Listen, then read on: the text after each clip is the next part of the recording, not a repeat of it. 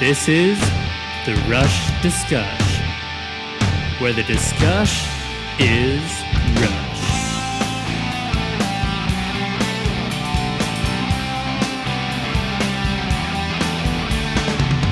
Welcome to the Rush Discuss. We have our reflective week 2.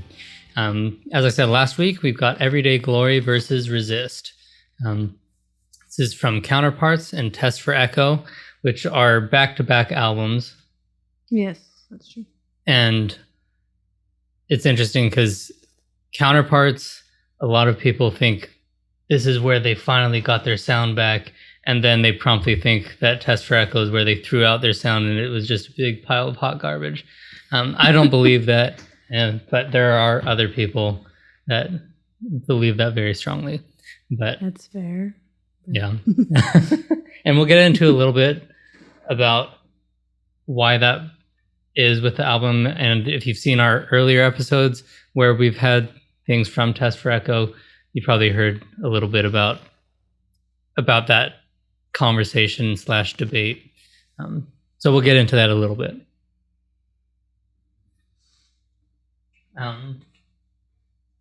But before we get into our discussion about these two songs, we have not so much an interview, we have a story and reflection from a couple fans from Scotland about Resist.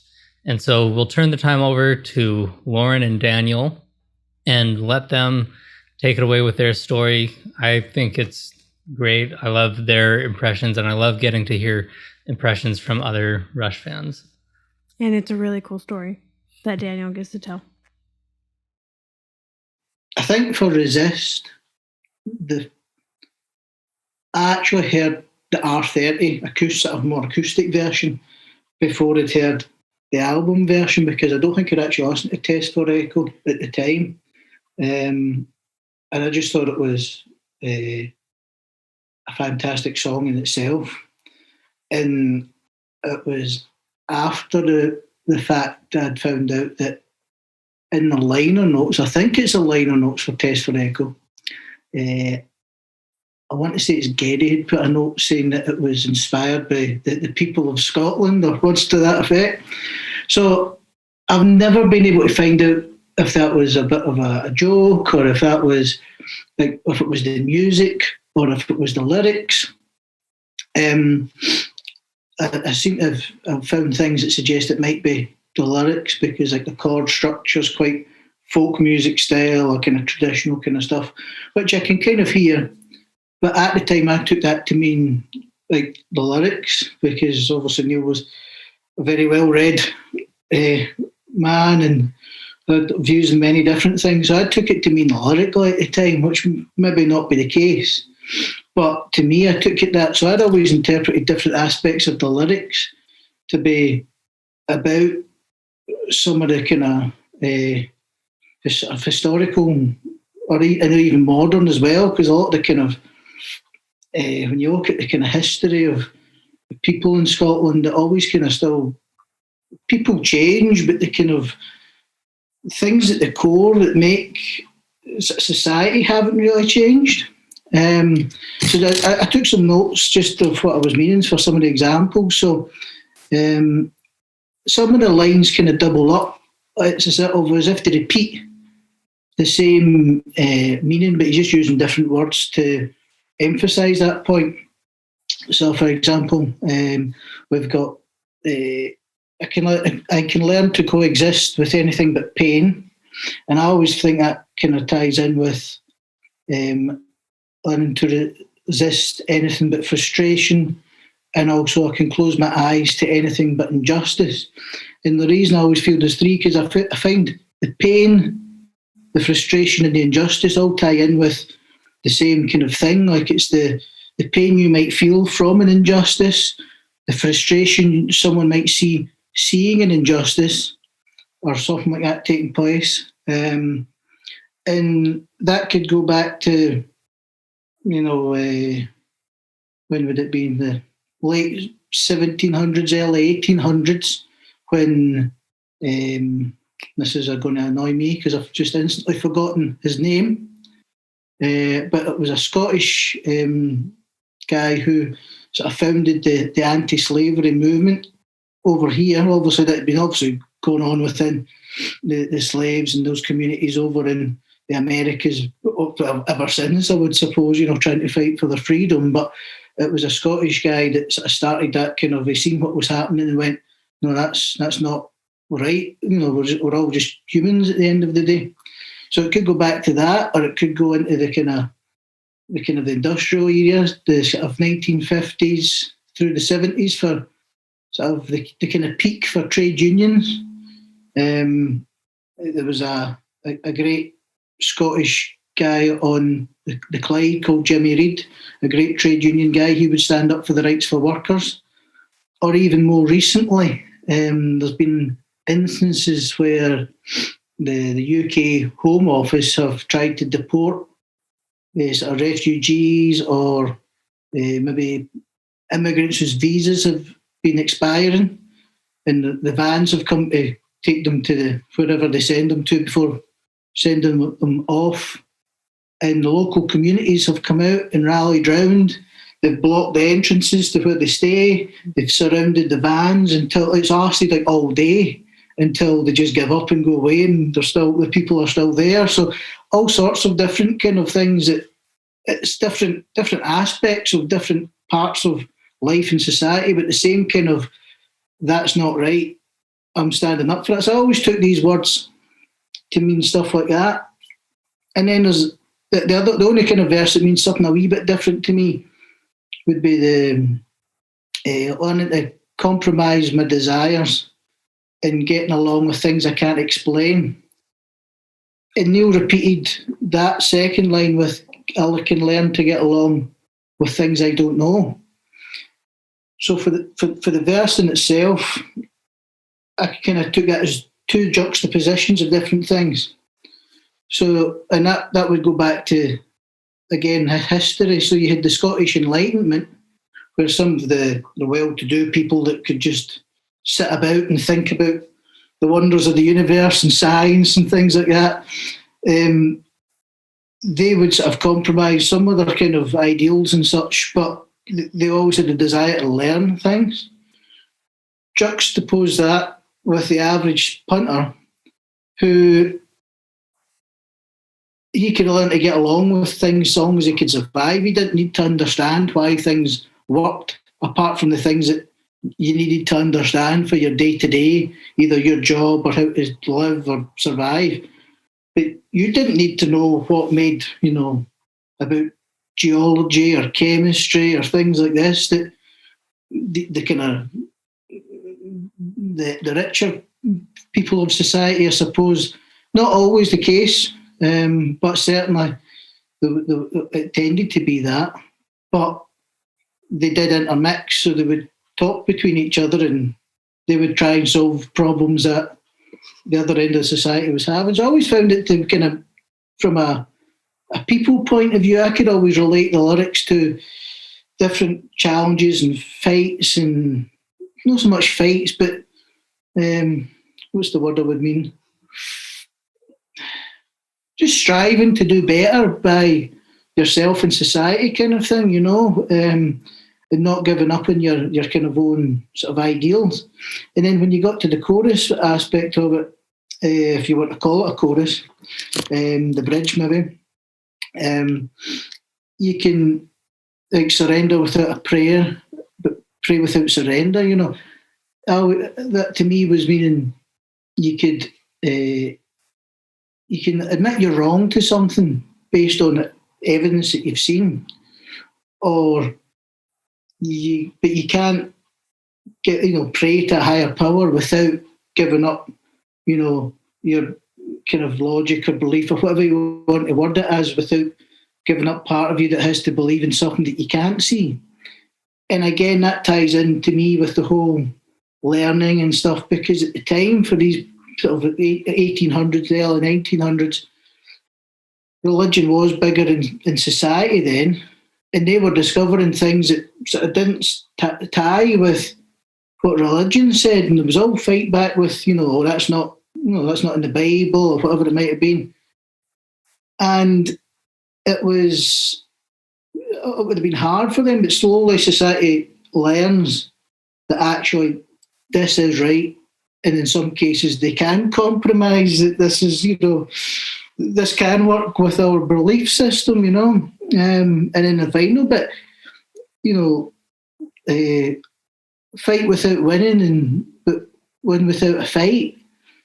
That could also tie in with many things, whether it's, you could be modern, or suppose it's not modern in the sense this is going on for, many years, but, it could be Scottish independence or it could be moral victories, but you can't, you can lose a fight, but in order to lose, you have to stand up and, be heard for something anyway. And certainly now, I suppose that in many places with current governments and things, it can be argued that many people are standing up to be heard for moral rights and things like that, and they're not necessarily winning, but in the long term that might happen. But if people don't stand up to be heard, then they can't, you can't do that. So to me, whether it was inspired musically by Scotland or if the lyrics were by Scotland, I was able to interpret those words as being about the Scottish people in some way, but it can be said it could be about many people from many different bits. It might just be that we're more restless sometimes over history. Just we just stand up and be, if we see something that we don't like, we'll be quite loud and vocal about it. But that's just my personal take. I know you've got a similar but a slightly different take on it as well. Aye, just obviously mirroring a lot of what my husband had just said. Like, I know he made it very kind of like, oh, it's all about Scotland and stuff, but it's not really, it's like it's such a beautifully written song that it could be translated like on like a million different levels, like there's so many things to like resist against, and there's so many things to like, speak up about, and like our moral compass, like it's such a broad spectrum. But I kind of wanted to touch upon it. I know Dion had kind of said about kind of resistance and like kind of kind of almost like kind of activism in a way, like kind of speaking up against kind of any form of oppression. So if that's, if that's like human rights, if it's animal rights, if it's racism, if it's just any form of oppression, like it's like, or capitalism, or it's just endless. So now, the first time I heard Resists, I was the same. Like I heard the R30 version, and it was this beautiful, like acoustic, really stripped back performance, and I just thought it was the best thing. And it took me a while to get used to the studio album version, but that's a banger as well. But if I was to pick between the two of them, I would 100% choose the R30 version, over the two of them. But I kind of wanted to touch upon, like, now as a somebody who's in their early 30s and listening to it now when the world is not coming out of a pandemic, because we are still living in a pandemic, and we've had a couple of years to kind of like observe the world and how the world's kind of like reacted to it and stuff, and with the lockdowns happening and things, like there was immediate resistance with that, if it was a positive thing or a negative thing. So like resistance could be, you feel like resistance can be like kind of a negative word, like, oh, resist, it just sounds like, oh, but it could be like a pure, like, powerful, like, nah, I'm gonna resist, win without a fight and all that kind of stuff. But so what I was saying about the pandemic, I just watching like how the world has like reacted to that, and it's went kind of like, kind of positively or negatively in ways, and just the song is like taking like a whole other meaning now, like a whole other meaning. I don't know if we're just a wee bit more tuned into things now, like as adults now, like you're just like, oh, but that song, in terms of like activism and stuff too. Wait a minute, I'm not as eloquent as my husband. I'm Yes, kind of like yeah. put off here, but hold on, let me just think what I'm trying to say here. Is that, yeah, I think I just wanted to make the point of like, it doesn't just stand for like one thing, and if it's currently or if it's in the past, or that there's been resistance throughout history, and there's still going to continue to be resistance, and resistance is a good thing. Like, people shouldn't be scared of change, and people shouldn't be scared to resist. Resist is a very powerful thing. And honestly, like when I hear this song, like if it's Geddy playing his wee, if it's Alex playing the acoustic guitar and Geddy belting it out, you can either picture that in a very like intimate campfire setting, or it's got the same impact if you're belting it out like in a stadium with like with tens of thousands of people. Like, it's just, I think that's just like a good indicator of like a good song, where it could work both on like an intimate level, like, like quietly resisting, like the flower in the desert and stuff, but or like, massively resisting, like, and trying to empower people, like, to feel like, I feel empowered enough I don't like this thing, and I want to do something about it, so I think that's basically what I was trying to say. So, and in some ways as well, just as you were talking there, it's that way that the song's called Resist, and there's lines about I can learn to resist something but not the other. And in some ways, when you think of like the word resistance, you think of maybe the French resistance during World War II, or you might even think about the resistance in Star Wars or something. It's always a group of people fighting against some kind of. So I suppose Star Wars is allegory for the Second World War in a way, but it's like fighting against some kind of oppressive regime. But at the same time, it doesn't need to be that big, because the words are about, resist things, accept something else, it's like this or it's that. And in a way, it's about standing up in a sense for what's right and what you believe in, without sort of compromising other sides of yourself. And as I says, I was focusing on Scotland and stuff, because I'd looked into the lyrics from that, having read that little liner note. But at the same time, it could be about Scottish people, like Mary Barber, a Glasgow woman that stood up for tenants' rights for housing, about overpriced rents just after, I think it was the First World War. Or it could be about Rosa Parks and, not moving on the bus. Or it could be about anybody. No, there'll be people all around the world that have stood up for one little thing that's made a great change in society, whether on a local level or broader, but we don't know about it because they've been forgotten, or even if it's just like or not forgotten locally, maybe. Or like a personal resistance too. It doesn't have to be resistance. Doesn't have to be a pure world-changing thing. Like, even if it's just a personal thing for you to be like, I just said no to that thing and I feel really good. Like, it doesn't have to be like a resist. It could be like resist. And sometimes as well, the personal ones can become something bigger. So you never know, but it's, as you say, it's in the personal level all the way up, and it's just about standing up for what you believe in and what's deemed right. I think I've probably done it.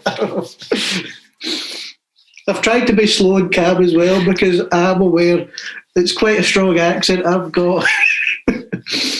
But when I get excited and when I think, I tend to go quite quick. So I have tried to speak slower than I normally would, but hopefully you've understood most of that. Thank you again, Lauren and Daniel. And we actually have another interview with them coming up later in the bracket. But great people. Hopefully one day we can make it over to Scotland and meet them in person because Yeah, that would be sweet. yeah. But yeah, that is a taste of what we've got throughout the rest of the bracket. Just sprinkled in, we've got people who have given us their reflections on different songs that we're covering in the brackets. And much like we did with Lauren and Daniel, we're letting their stories shine without us adding to it, because this whole bracket is about reflecting and about very personal experiences with songs. And so to do everybody the most honor that we can to their stories, we aren't going to discuss them or break them apart anymore, or even really let them factor into our discussion, because the point isn't for those to sway us anyway, because the point, like we say over and over, is that this whole journey is to be extremely subjective. Well, and it's really cool to hear people's experiences with the different songs, because there are some songs in the bracket that I don't have particular stories or feelings or experiences with, but other people really do, and it's really cool to hear their stories. So we really appreciate all the ones that were sent in. And then I guess with that, shall we start our discussion of Everyday Glory versus Resist? Yes. This was a hard one for me. Before we started, Julianne's like, I've already got mine. Which I guess we say a lot, but I really feel like I haven't this time. But you may have things to say that changes that. But yeah, but I seriously don't know, because both of these songs are some of my favorites. Like, I can never do a top 10 ranking because it's always changing, and it's like, well, what criteria? And so, but these consistently are at the top of my list of songs that I would feel like starting listening to Rush with. Oh, okay, yeah. Like when you're about to like hit shuffle, but you hit this so one first. These ones would be ones that would be at the top of my list for things to start with. That's so interesting. I didn't know that about you, because I don't dislike these songs, but I don't remember them as often to like pick them, if that makes sense. But I definitely don't dislike them at all. Yeah, both of these, sense. I went through periods of time where when I first listened to these albums, these were the songs that I latched onto right away. Because neither of these albums were an instant click for me. It took a little bit, especially Test for Echo. It took a lot for me to really understand it and have it click. Yeah.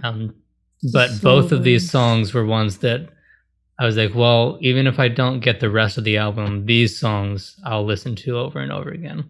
Oh, okay. And so, yeah, I did a lot of listening to both of these when I was first introduced to these albums. Well, and then you told me just now before we started recording that listening to them this week in preparation of this episode didn't help at all. No. So let's just start it though. Let's start the intro of Everyday Glory.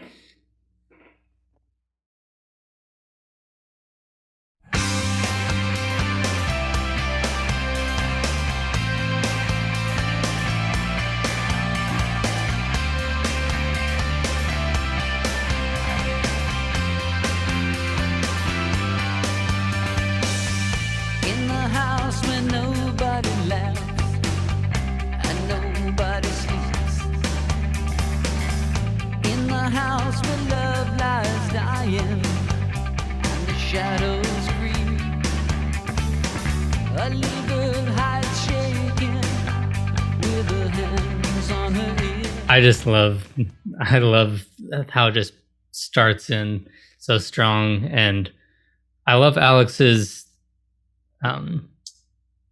textures that he's doing with the guitar, that it's got that delay. It's almost like he's referencing the Edge from U2, with that kind of delayed plucky sound. But I just love how forward that start is, and I love it feels like a little bit of a cheesy line, melody line that the guitar starts with. But that was actually one of the first things I noticed when I listened to it. I was like, I don't know if I would have picked that. But then it grew on me, and it became something that I felt really helped tie the song together. Yeah, it's a surprising beginning because of what comes in the lyrics that are very serious and like about really heavy topics. And so whenever you hear that opening, you think, oh yeah, this kind of sounds like a light, airy kind of a song. But then, the lyrics come in and you're like, never mind. Yeah. It's not like a dark theme, but it's definitely a mature, heavy topic in these lyrics. But then again, at the end, it's tied together by, more of a hopeful note. And then that makes more sense, at least in my mind, of, okay, then the sound of it being that way kind of makes more sense of the message is trying to convey. Yeah, and that's what I feel like as well. It is kind of that juxtaposition of this light, almost pop-ish type melody in the guitar with serious topics being covered in the lyrics. I mean, the very first line, in the house where nobody laughs and nobody sleeps. Yeah, it's like, oh man, that's what we're talking about. Okay. Yeah.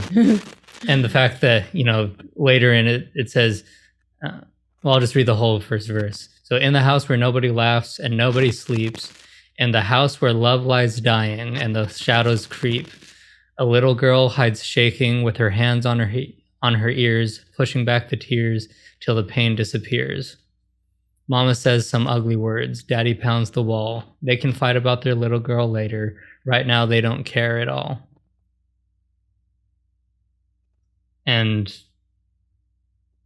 I mean, Neil just he's very good at evoking an image and just setting a mood in just a couple of lines.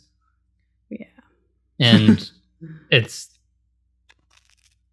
it is very off-putting at first, I think. Yeah.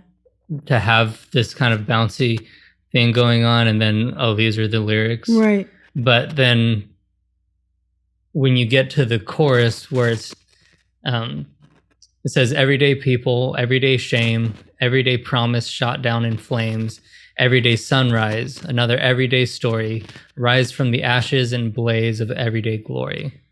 And it's cool what's happening in the music there too, because it's a build up. It's kind of like he's walking up these steps and going towards this sunrise, and then just the climax of the chorus, rise from the ashes and blaze of everyday glory, is just kind of like this triumphant moment in the chorus is built up really well. Again, we talk about this a lot with Rush, but hex painting, really cool there. And so, yeah, it kind of makes the rest of it make sense of like, wait, what's going on? And then you're like, oh, okay, yeah, like people. Yeah. It's about people. Yeah. And I love Geddy's vocal performance in this, because also this is one that's a lot of fun to sing along to. It really highlights how versatile his voice is, and quickly shows you that, oh, you thought you could sing along with him for a little bit. Well, now that he's going to get into this chorus and you're not going to be able to keep up. And then I love at the end of the chorus, so it's been building, and then at the very tail end, it falls back. And so it kind of leads back into the verse. Oh, it's very abrupt of like, oh, we're back to like talking about the hard stuff. And then, okay, but we're gonna bring it to a point, you know? Yeah. Yeah, it's a very, I don't know, not, maybe it is an overlooked song, but it is definitely one of those songs that you have to have like a second look or a second listen, especially with the lyrics. And it's very appropriate to be in this bracket. Because at first, when I was like, why'd you put this one in the bracket? Like, that's interesting. Because I don't think about this song as much. Mhm. And then as I've listened to it more and more, I'm like, oh no, I get it now. Like, Yeah. this is really reflective. It's very much discussing human nature and reality of people and hard things in life. Especially it's not so much a bridge, but like kind of like a Dakota moment at the end of the song. If the future is looking dark, we're the ones who have to shine. If there's no one in control, we're the ones who draw the line. Though we live in trying times, we're the ones who have to try. Though we know that time has wings, we're the ones who have to fly. Like, talk about super cool, motivational, like, quotes. Like, Yeah. not a cheesy way of like, it should be on a poster kind of a thing, but it's empowering. It feels empowering to read those things. And you're like, yeah, like, we need to be a light and a good source in this world. A source of good is what I'm trying to say. Yeah. A source of good. A good source in this world. Because there is a lot of darkness. That's what this song talks about, a lot of dark things Mhm. that happen in life. Yeah. And I think I think the message behind this song for me is it's Neil prodding the listener to get in the driver's seat of your own life. Yeah. He's like, if the future is looking dark, you have to be the one to shine. You Right. can't rely on other people around you to be the light on your road because no one else is on your road. You're the one who has to be in control. Like, if everything else is falling apart, if you decide to fall apart as well, you can't sit around and blame everybody else. You have responsibility. And I just love that the back and forth. Though we live in trying times, we're the ones who have to try. Right. Though we know that time has wings, we're the ones who have to fly. And I love that thought about, which he's talked about in other songs, that like in Open Secrets, about time can heal. And I love that. And so I just love the sentiment that, yes, we know that time will allow things to heal. You still have to fly and rise above your circumstances. You don't get to just say, oh, my life is so hard, all these things happen to me, and if I just stick it out, times will get better and I'll be able to heal from this. Well, no, you won't if you don't choose to do something to get you up and out of your circumstances. You may not be able to get out of poverty, let's say, on your own. And it's not one of those circumstances of, oh, just pull yourself up by your bootstraps and you'll get fame and fortune and whatever. But emotionally, what can you do to fly? What can you do to rise above your circumstances? Well, yeah, like what you're saying is true. Of time is a good thing when it comes to healing, but also it takes a lot of internal work. Mm-hmm. Time is helpful when it comes to those things. But all that to say, Neil, as ever, so introspective and talking about the things that matter about in life. Yeah. This song packs in a lot in it. And, when you look at the way Neil's life went, Right. After this and after Test for Echo, Mm-hmm. and the tragedies that he went through, that really was a moment for him to decide, am I going to live by these things that I've been writing for decades? Right. These things that I've expressed, the things that I believe, am I going to do that in my own life? And, read Ghostwriter. I was It's just one of- going to say that.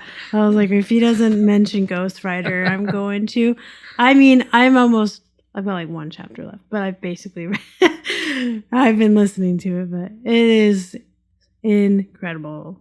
The Yeah. journey of his healing, and that he is so willing to share that very intimate time in his life, his journals and his travels and the things he talked about, and how he's very authentic with how he's feeling. Sometimes he's just like very harsh towards other people and the world, and then other times he's like, I'm healed more, I'm doing better. And it's just this journey that you go on with him about or during that time of his healing. It is incredible. It's worth the read. I want to even like read it again. It's so Yeah, good. it's honestly, it's one of the best books out there. Like, if you didn't know who Neil Peart was, if you just saw it on the shelf, You seriously, if you didn't even know who he was, it would still be a book worth listening to. And what a journey it is that he went through.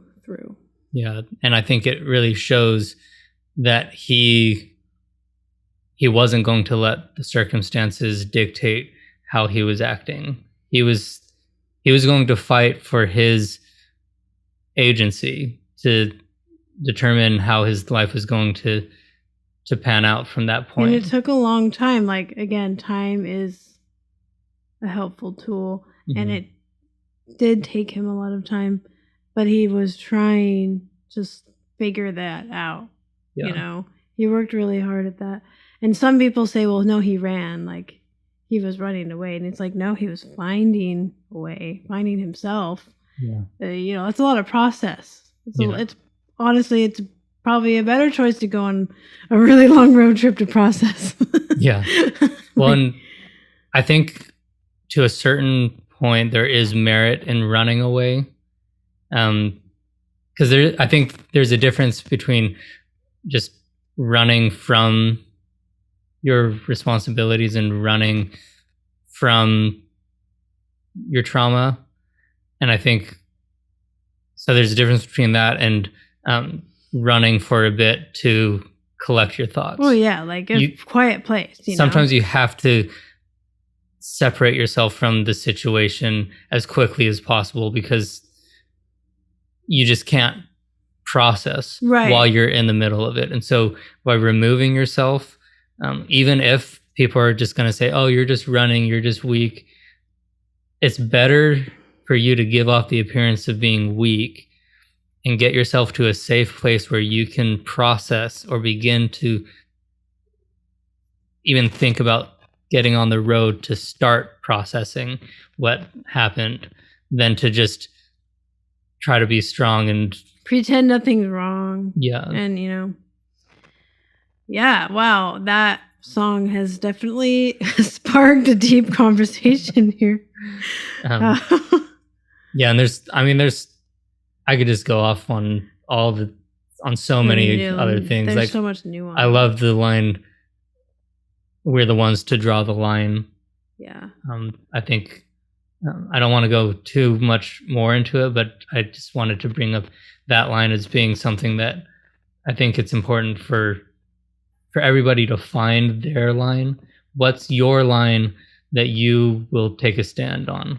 Because if you never decide to even think about that, it's so easy to give up ground in something else will decide for you. In whatever is happening, whether it's in a relationship that maybe isn't as healthy as it should be, or if it's with work or with any form of leadership. What's your line that you will not allow them to cross? Right.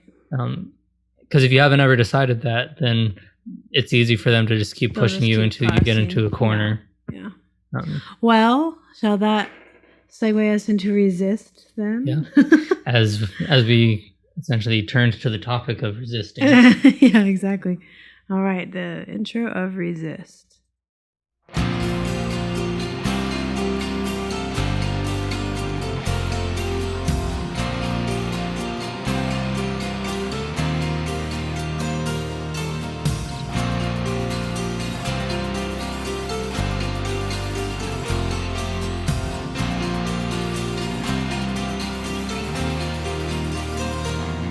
I can learn to resist anything but temptation. I can learn to coexist with anything but pain. I can learn to compromise anything but my desires. I can learn to get along with all the things I can't explain. Love that intro. Yeah. As much as we talked about the intro of Everyday Glory, I love the intro of Resist. It sounds incredible on the which you guys were here to hear it on these studio monitors that Adam has on his desk. You hear so much more what's the word I'm looking for? Definition. Mhm. And it sounds incredible. Anyway, that intro though, I just love it. Yeah. I Actually, I need to look up something. I think that this intro, when listened to on a good system, whether it be great headphones or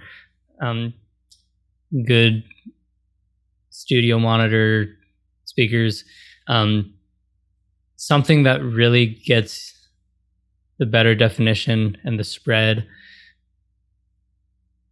I think this intro encapsulates, I don't know, the cover of Test for Echo the best of all the songs on that album. It just has this crispness, and I don't know, to me it always feels like I'm at the top of that snowy mountain, at the top of the hill that you roll your stone up to the top of. Sorry, so I was looking up because I had read about this song this past week. I didn't know this. The instrument at the beginning is a hammered dulcimer. Fun fact. Did not know that. I was giggling. Sorry, this is off topic. I was giggling because as I was Googling hammered dulcimer just to get a picture of what it looked like, and I'm like, oh yeah, that instrument. Apparently, you can buy them at Walmart for $400. I was just laughing. I'm like, really? Anyway, not at Walmart, but like online Walmart. Anyway, Not a sponsor. No, I just thought it was so funny. Anyway, that's a really cool instrument. I don't know. Let me see. If you were on YouTube, that's what this is. I don't know if you can see that. Anyway, it's a different kind of stringed instrument that is. Like you strike it on the string. It's a really cool sound. So that's also kind of why it sounds really cool. Yeah. At the beginning, it's not a guitar. Yeah, but also it's so funny because I hadn't thought about this when I put these two together, but I had the same kind of reaction the first time I heard Resist of like, oh, that's kind of a simplistic melody, kind of like a little bit verging on cheesy with the do do do do do. So funny. I did not ever get that vibe from this at all. I mean, granted, I was not listening on optimal I mean, that's true. things but when I even first without- listened to it, and so when you're listening to it, just like on, I think I was just listening on like a boombox or like Boombox. maybe Diana's stereo setup, which did not have the greatest speakers at all, but You donated that. Yeah, but it comes across a lot Diana's harsher. his sister, by the way. Oh yeah. Shout out to you who probably He will does never not watch listen this. to our podcast. But no, you lose a lot of the stuff that's going on underneath Right, the you melody, and can't so I hear. only heard that in very harsh Yeah, okay. in a very harsh I way, can and see so that. then it seems a little bit thin. And but when you can hear it in its full glory, it sets the mood perfectly. And then Geddy's just his bass slide up, Yeah. The bass sounds really sweet. Yeah, and I think this is another great Getty vocal performance. Mm-hmm. Yeah. And this one, a lot of people have talked about how they couldn't stand this song at first, and then they heard the acoustic version. Oh, the Russian Rio. Wasn't Russian Rio, it was no. R30.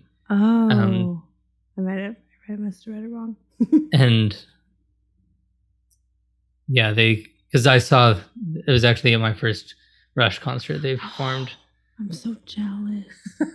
But yeah, so they said after that, then it Changed their mind. they went back to listen to it again. Okay. And I've and multiple people have said that. Yeah. And I didn't realize it was as widespread as all that, but I actually prefer, and I've always preferred, the studio version of it. But I guess I'm weird like that. But I think what really does it for me is the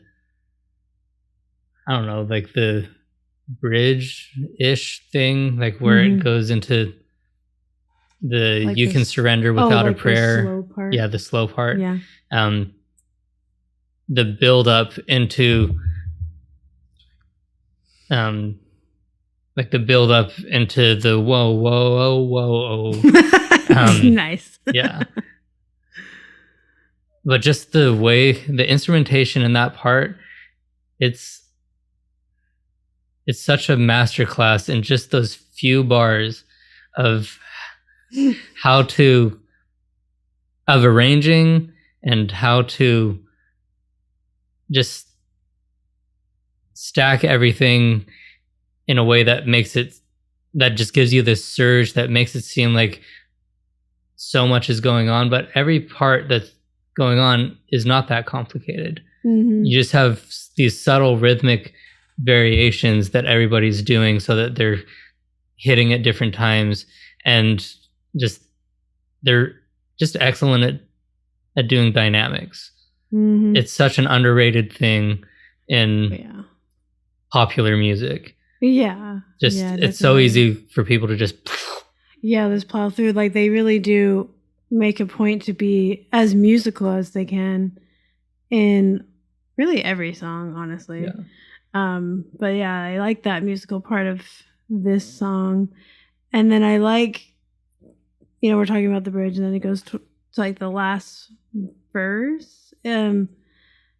I can learn to close my eyes to anything but injustice. I can learn to get along with all the things I don't know. That is a way to live. Like, it's an important way to live today.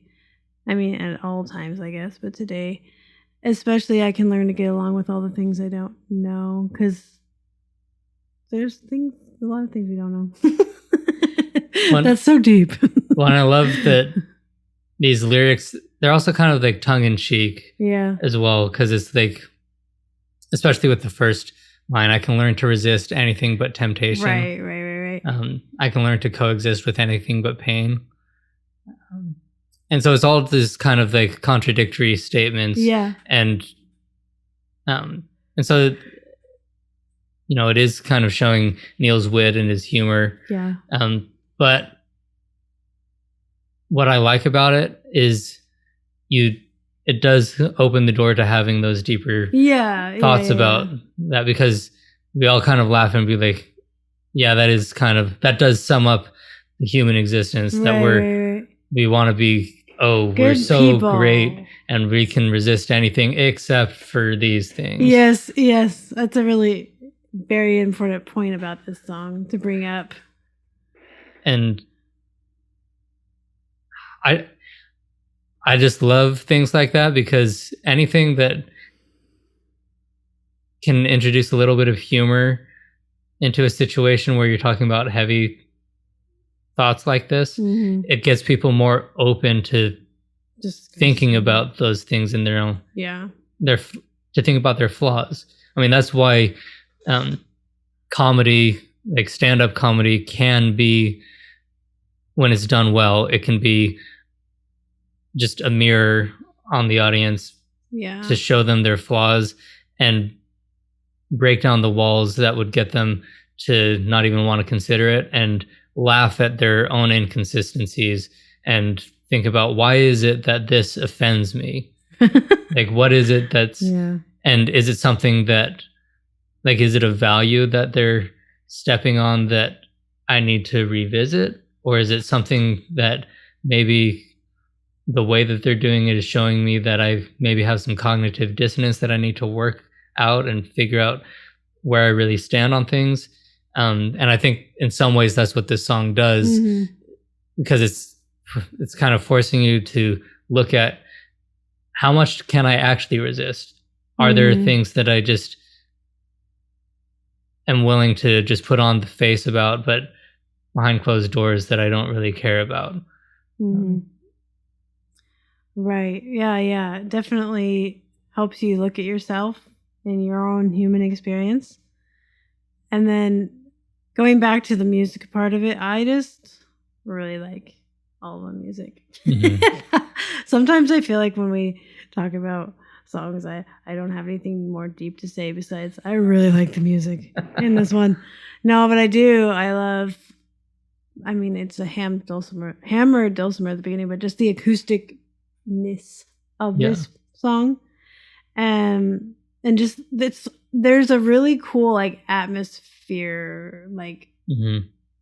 different world. I don't know what I'm trying to say. Like, I have nothing actually, but I just like the way. I mean, I makes me get where you're feel. going with it, because it is the same for me. I think this song, to me, represents Test for Echo, the album. In it may not be the best song from it, because I don't know Maybe what. it is. Okay, Maybe it is, but That's I not what don't. we're I've arguing, never sat down to try to figure that one yeah, out. No, I'm just kidding. But I think if you want someone to have their aha moment with Test for Echo, show them this song, because I think it encapsulates everything that they were going for with this album. Oh, that's interesting. Because all the lyrics have kind of a folksy, Mm, like just about everyone could be a folk song. mm, And it could be, like a, what am I trying to say? It's like Bob Dylan-esque as far as like get you thinking about things and try to petition for change and yeah. all that stuff. So the lyrics kind of come from that angle, and the music is like folk infused metal. Like they're approaching that, like Rush has never been very metal. Yeah. They're definitely more firmly in the rock realm, but it's almost like they just smashed those two genres together and out came Test for Echo. And I think it's most apparent in Resist, I've because never you have really that- thought of it that way. because like what you brought up, you have that, it feels like it's acoustic, but it's definitely Yeah, not like- acoustic. Yeah, it's really cool. It's an interesting thing for your ears. Yeah, because you have like the jangly acoustic guitar, Yeah. but then you have this surging electric guitar coming in. It's like an empowering, surging sound. Yeah. You know?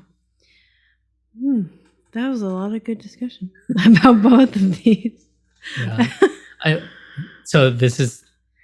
love the slow part, like with the lyrics there, but for the longest time, I didn't, like, even with me reading the lyrics the first time I did it, I only did it that first time, and then it was probably a couple years of just listening to it over and over, and Mhm. it just constantly being in my rotation. Mhm. And then I finally went back and looked at the lyrics again. But the way that it's sung is different than the way that it is written. Oh, really? So he says you can surrender without a prayer, but never really pray without surrender. Mhm. As it's written, it's you can surrender without a prayer, but never really pray without surrender. But because of the way that Getty breaks it up, it sounds like a different message. Because it sounds like he's saying, it sounds almost like an encouragement to pray without surrender, when Oh. really the original thought was it's impossible to pray without surrender. Yeah, so I see what you're saying, but I never heard it that way. That's so funny that you did, because I heard it like the way that it's actually written, but I can see why Yeah. you would think that. Yeah, just because the way that he phrases it and repeats one of the words. Yeah, I know what you're saying. That's so funny. And you're like, wait a second. So you look at it again. Yeah, and so then but the reason I bring that up is because you end up, the way that you hear something, and if you mishear it, Mhm. You start building up the way that you look at the Right. song, the way you interpret the song. Yeah.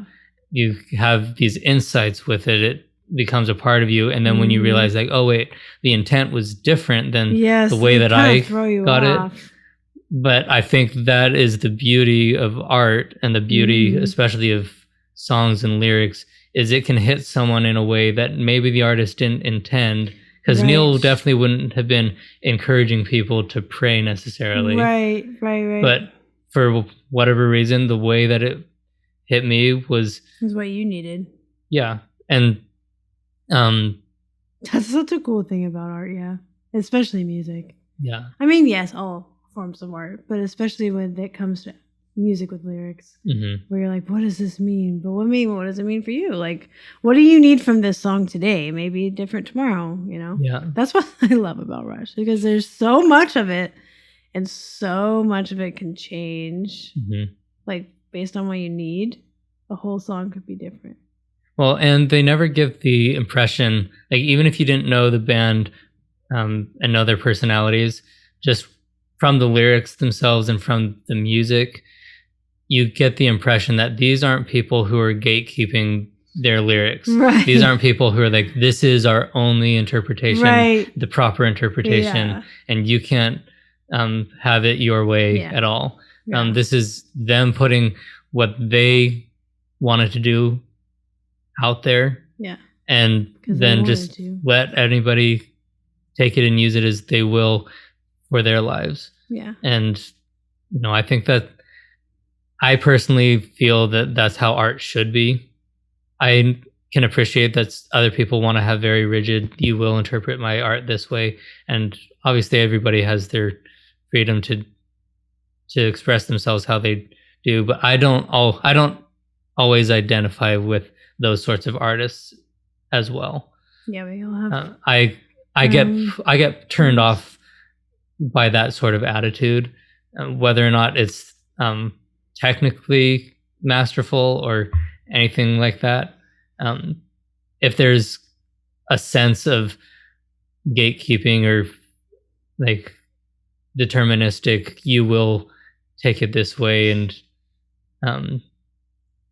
you're not allowed to. Right. Then it's like, well, I'm not that interested. Yeah, I like that about Rush as well. Especially with this reflective bracket where we're thinking more about life and human experience. And it's nice that we can interpret things the way. Well, I mean, that's just exactly why we were having the stories told about different songs in this bracket, because it's something they needed and it's a way that they're interpreting it for them. Mm-hmm. So, yeah, exactly. Yeah. And I think the more perspectives that you are willing to entertain, the better you can decide for yourself what your reality looks like. Because if you're just so closed off to anybody else's perspective about something that you feel strongly about, then you're missing out on other nuances and aspects about that same thing that you love. That is so true. 'Cause I maybe- think about that all day long, because I'm in the pregnancy postpartum fitness world. there is an array of birth experiences and parenting experiences and choices. And speaking as a mom, it's really common to get stuck in your way of like, this is the best thing that I should be doing. And then if somebody does something completely different, you kind of like rub you the wrong way, be like, I can't believe they would do that. And it's like, I've had to completely turn that around and be like, let me completely change the way I think and put myself in their situation of like, okay, well, why would this be a choice that they would be making? And then it made me way more, especially when it came to like birth choices, it made me way more understanding and way more open-minded, and was able to appreciate and have a better attitude towards the whole world as a whole, really. Yeah. And so, yeah, like it's just something I think about constantly of like not getting stuck in a box. Exactly. I mean, I think it's so important that people are willing to question everything about everything. Like not just about things that you still haven't made up your mind about, but especially things that you've already made your mind up about. Yeah. I mean, we see this with, we're also she's into the pregnancy postpartum fitness world, and I just love fitness in general. And we've learned a lot about nutrition as well. And especially in the nutrition world, it's so easy to just be like, well, this is absolutely the thing right that you have to do. Not true. And everybody people have hills that they'll die on about carbs, whether they're the devil or whether they're the best thing. And it's definitely crazy out there.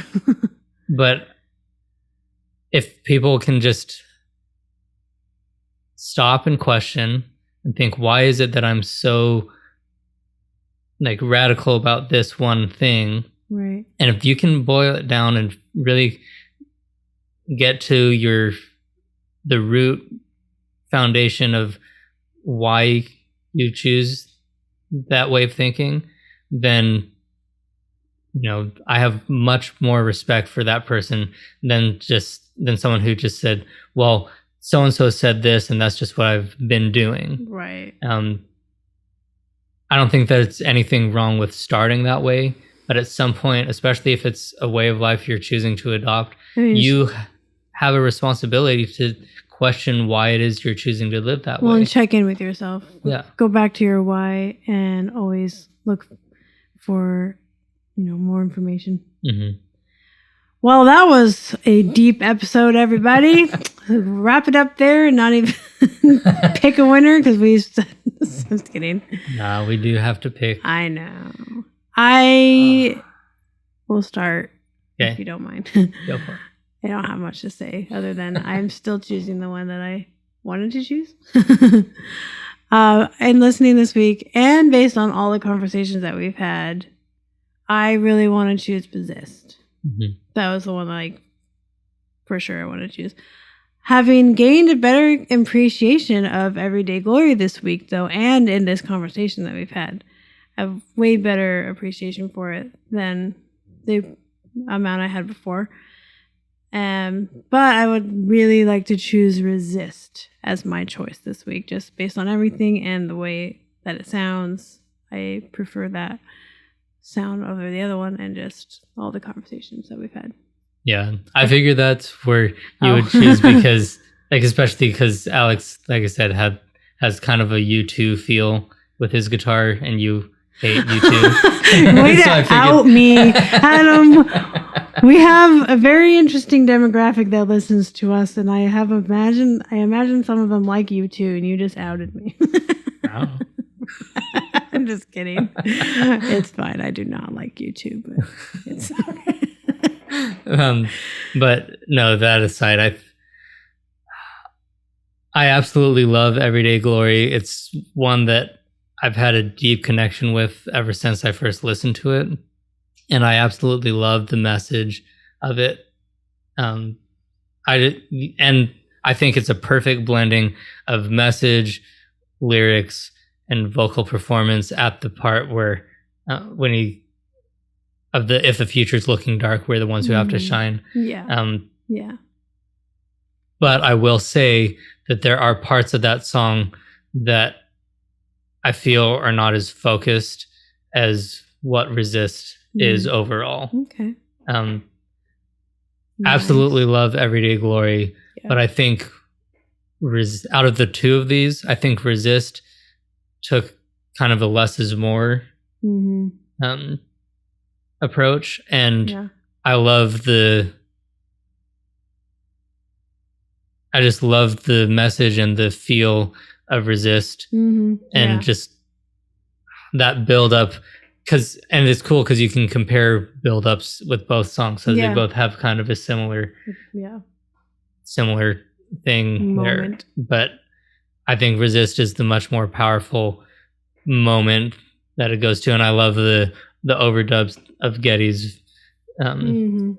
vocals of just weaving this tapestry at the end of it, of coming in with the different lyrics repeating and all that stuff. And so I think I will agree with you that Resist will win this pairing. All right, Resist it is. And as always, y'all choose your own winners if you feel like it, and you keep track of your own brackets. And with that, what is the next pairing for week 3? Next pairing for week 3. I was like, I know I'm going to forget to do something. You And forgot of course, to I bring forgot up to the bring up pairings. the pairing. So while I do that, I just also want to say that Julianne, because I have not had the mental space at all to do this, Oh, I was like, what are you about to say? but Julianne has been awesome, and she got our website up and running. I got the hosting set up and got all the Give yourself your credit. back end stuff as far as getting it ready to go. Yeah. But I was just completely drawing a blank as to what I even wanted to do with it. I had written a blurb, and then I was like, okay, I can't do anymore. Yeah. And so Julianne finished it out. And so if you want to head to rushdiscuss.com, you can Good find job. all of our previous episodes. You can learn more about us, and you can find out all the places that we're streaming Yeah. this show. And with that great big stall, we Ooh. we have what I think is going to be a fairly tricky one. We have Ghost of a Chance versus Faithless Next week. next week All right, on see the Rush y'all Discussion. then.